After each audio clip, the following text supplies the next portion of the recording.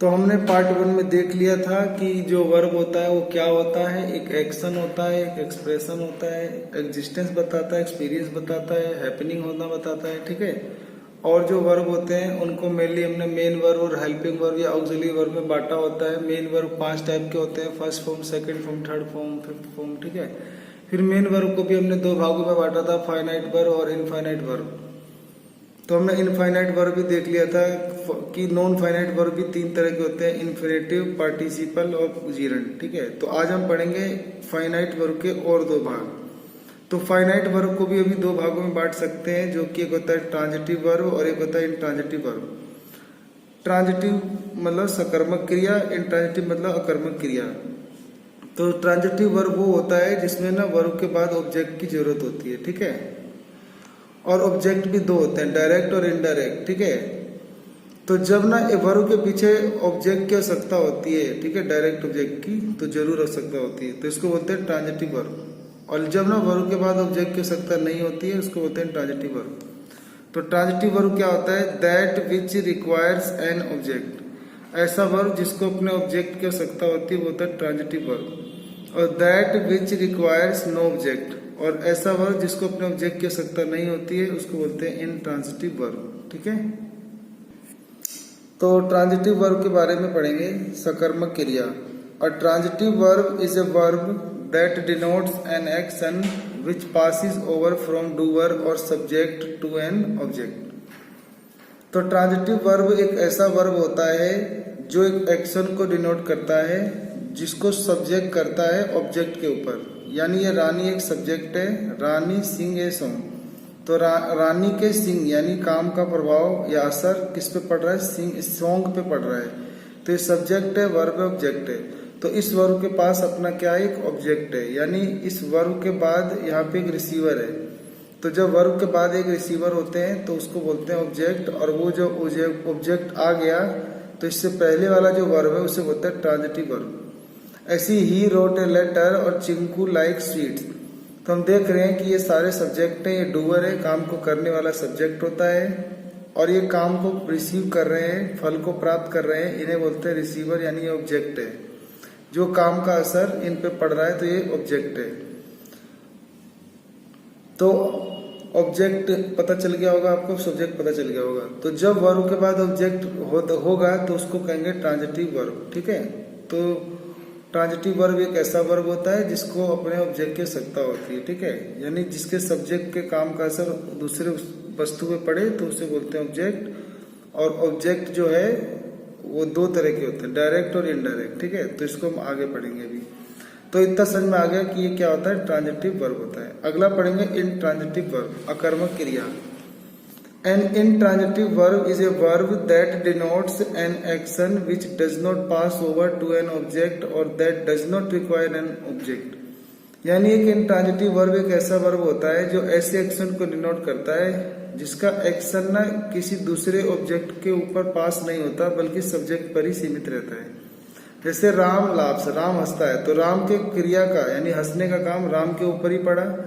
तो यानी राम के जो एक्टिविटी है यानी इसका जो एक्शन है उसका असर उसी के ऊपर पड़ रहा है।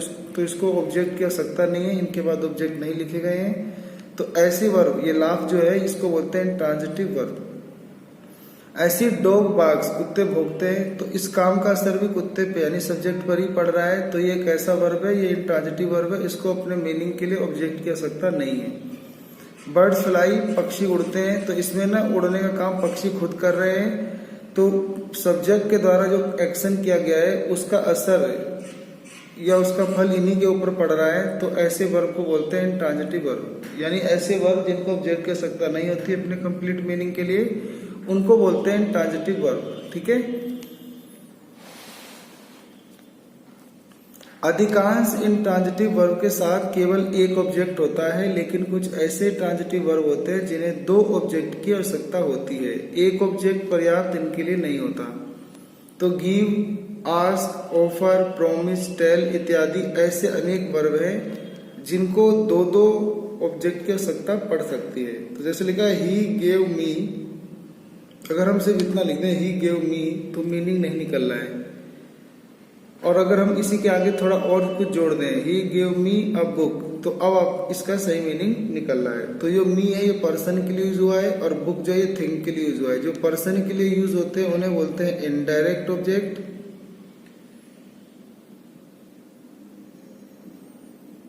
और जो थिंग के लिए यूज होते हैं उन्हें बोलते हैं डायरेक्ट ऑब्जेक्ट। ठीक है, तो अधिकतर क्या होता है कि इनडायरेक्ट ऑब्जेक्ट यानी पर्सन पहले और थिंग बाद में लिखते हैं, यानी इनडायरेक्ट ऑब्जेक्ट पहले, डायरेक्ट ऑब्जेक्ट बाद में लिखते हैं। ठीक है, तो गिव एक ऐसा वर्ब है, ट्रांजिटिव वर्ब है, जिसको दो दो ऑब्जेक्ट की जरूरत पड़ती है, एक इनडायरेक्ट और एक डायरेक्ट। इनडायरेक्ट पहले लिखते हैं, डायरेक्ट बाद में लिखते हैं।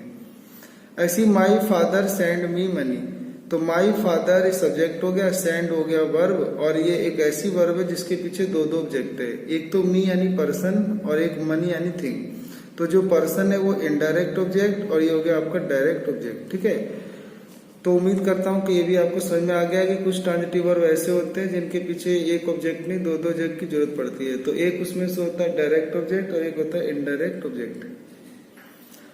तो नोट में आपको ध्यान देना है, सामान्यतः सेंटेंस में पहले इनडायरेक्ट ऑब्जेक्ट और बाद में डायरेक्ट ऑब्जेक्ट का प्रयोग होता है। यदि कभी इनडायरेक्ट ऑब्जेक्ट को डायरेक्ट ऑब्जेक्ट के बाद रखा जाता है तो इनडायरेक्ट के पहले टू या फोर प्रीपोजिशन का प्रयोग किया जाता है।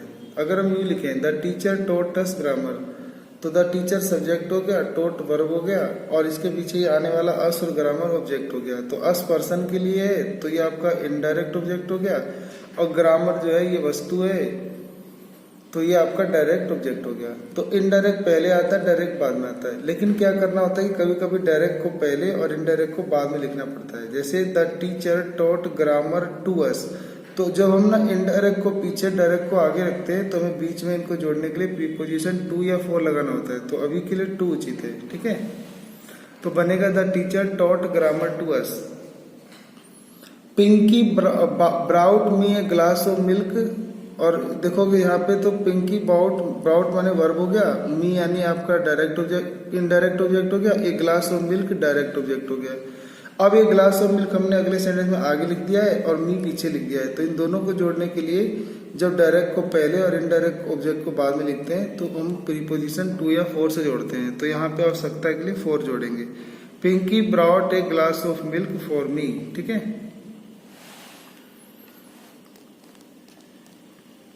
कुछ ऐसे वर्ब है जिनका प्रयोग ट्रांजिटिवली और इंट्रांजिटिवली दोनों प्रकार से होता है। तो अभी तुम जान गए हो कि ट्रांजिटिवली और इंट्रांजिटिवली क्या होता है। ठीक है, तो हमने जैसे यहाँ पे लिखा बॉयज फ्लाई काइट्स, तो देखोगे कि फ्लाई एक ऐसा वर्ब है जिसके आगे काइट लिखा है, तो यानी इसका इस्तेमाल ट्रांजिटिव की तरह हुआ है। और वही बर्ड्स फ्लाई, पक्षी उड़ते हैं, तो यहाँ पे ना इस वर्ब के बाद कोई ऑब्जेक्ट नहीं है, तो इसका प्रयोग इंट्रांजिटिव वर्ब की तरह हुआ है। तो फ्लाई ही एक ऐसा वर्ब है कि कभी कभी ये ट्रांजिटिवली प्रयोग हो रहा है और इंट्रांजिटिवली दोनों प्रयोग हो रहा है, दोनों रूप में प्रयोग हो रहा है। तो ये फ्लाई एक ऐसा वर्ब हुआ जिसका प्रयोग दोनों रूप में हो सकता है, ट्रांजिटिवली भी और इंट्रांजिटिवली भी। ऐसी द ड्राइव और स्टॉप द ट्रेन, तो स्टॉप द ट्रेन, तो स्टॉप के बाद एक वर्ब आ रहा है यानी एक नाउन आ रहा है, तो ये ऑब्जेक्ट हो गया। ऐसी the train stopped suddenly, suddenly आपका ऑब्जेक्ट नहीं है बल्कि ये एडवर्ब है। ठीक है, तो इस वजह से इसके बाद यहाँ पे कोई नाउन नहीं आया है या ऑब्जेक्ट नहीं आया है, तो इसका इस्तेमाल यहाँ पे इंट्रांजिटिवली की तरह हुआ है और इसका इस्तेमाल ट्रांजिटिवली की तरह हुआ है क्योंकि इसके बाद ऑब्जेक्ट आ रहा है। तो हमने देखा कि स्टॉप एक ऐसा वर्ब है, अगर इसके बाद अगर कोई नाउन प्रोनाउन है तो यानी वो ऑब्जेक्ट है, तो उसका इस्तेमाल ट्रांजिटिवली हुआ है, और इसके बाद अगर नाउन प्रोनाउन नहीं है तो ये इंट्रांजिटिवली हुआ है। ठीक है, कुछ ट्रांजिटिव वर्ब के साथ प्रीपोजिशन जोड़कर उन्हें ट्रांजिटिव बनाया जा सकता है। अब कुछ ऐसे इंट्रांजिटिव वर्ब होते हैं जिनके साथ हम कुछ प्रीपोजिशन जोड़ेंगे और उन्हें ट्रांजिटिव बना सकते हैं। अब यहाँ पे हम एग्जांपल से समझेंगे। प्रिया लाफ, प्रिया हंसती है, ये इंट्रांजिटिव वर्ब है क्योंकि इसके काम का असर प्रिया पे ही पड़ेगा। और लेकिन अगर हमें ट्रांजिटिव बनाना है तो हमें कुछ प्रीपोजिशन जोड़ के फिर आगे जोड़ना हो कुछ, तो हम जोड़ेंगे प्रिया लाफ्स एट द बेगर, कि वो भिखारी के ऊपर हंसती है। तो यहाँ पे जो हमने प्रीपोजिशन से जोड़कर हमने जो यहाँ पे दूसरा नाउन लिखा है, तो प्रीपोजिशन के बाद जो नाउन प्रोनाउन आते हैं वो प्रीपोजिशन के ऑब्जेक्ट होते हैं।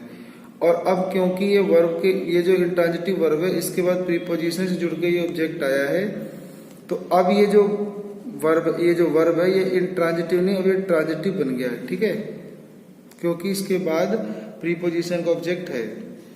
ऐसे लिखा ही इज टॉकिंग, तो ही इज टॉकिंग में इस काम का असर इसी के ऊपर पड़ रहा है, तो इसका प्रयोग इन ट्रांजिटिव हुआ है। लेकिन अगर हम इसको ट्रांजिटिव बनाना चाहते हैं तो कुछ प्रीपोजिशन जोड़ेंगे, तो बनेगा he is talking about the matter. तो अबाउट एक प्रीपोजिशन है और मैटर इस प्रीपोजिशन का ऑब्जेक्ट है। और अब ये जो टॉकिंग है इसके बोलने का असर इसके ऊपर पड़ रहा है, तो इसीलिए अब ये इसका ऑब्जेक्ट की तरह काम कर रहा है। तो इसका प्रयोग अब ट्रांजिटिव वर्ब की तरह हो गया है।